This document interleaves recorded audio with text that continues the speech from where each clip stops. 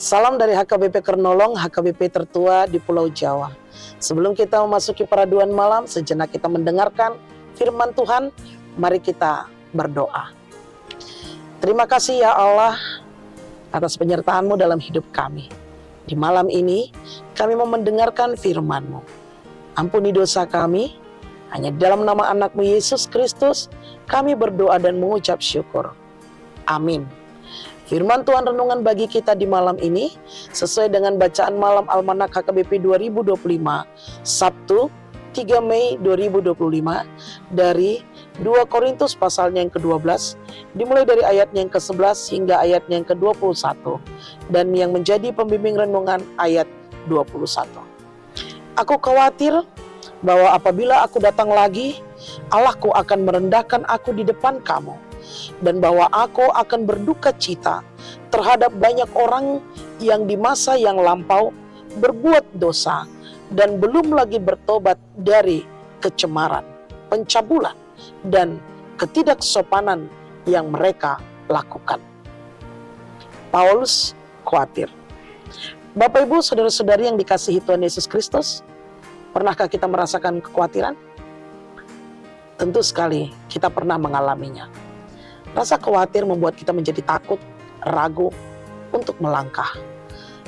Dan bahkan muncul rasa tidak percaya diri.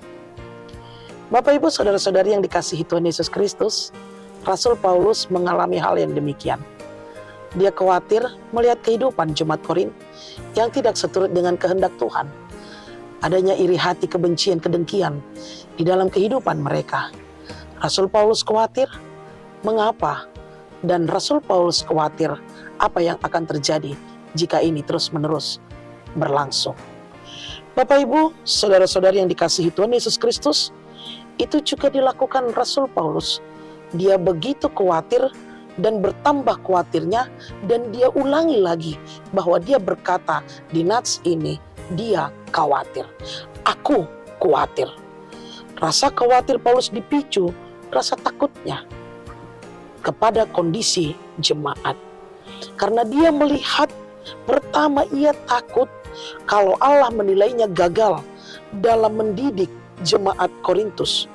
Ia takut kehidupan jemaat Korintus yang demikian, kondisi yang demikian akan membawa kepada kehancuran, bahkan kesia-siaan.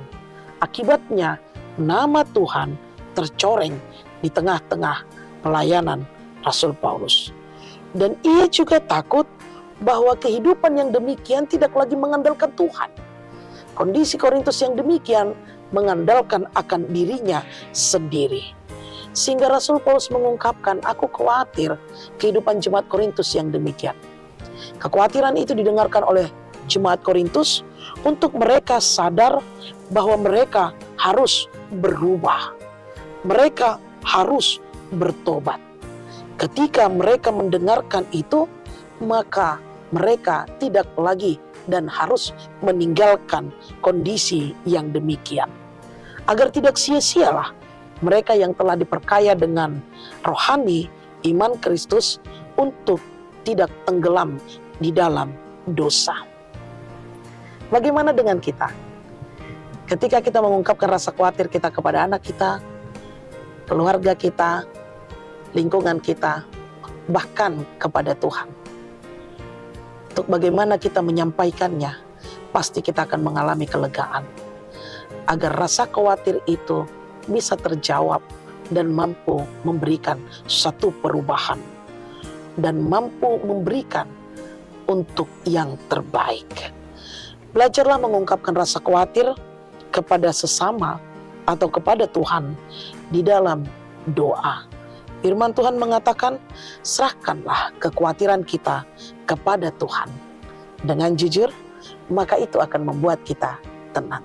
Paulus mengajarkan kepada kita untuk bagaimana kita menyampaikan rasa khawatir kita agar hidup kita menjadi tenang dan kekhawatiran yang kita khawatirkan memampukan perubahan bagi dia yang kita khawatirkan.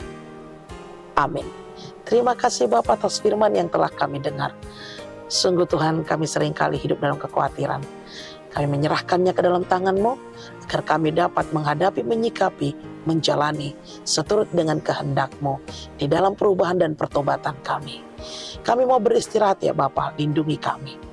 Ampuni dosa kami, hanya dalam nama anak-Mu Yesus Kristus, kami berdoa dan mengucap syukur. Anugerah dari Tuhan kita Yesus Kristus, kasih setia Allah Bapa dan persekutuan Roh Kudus menyertai engkau. Amin.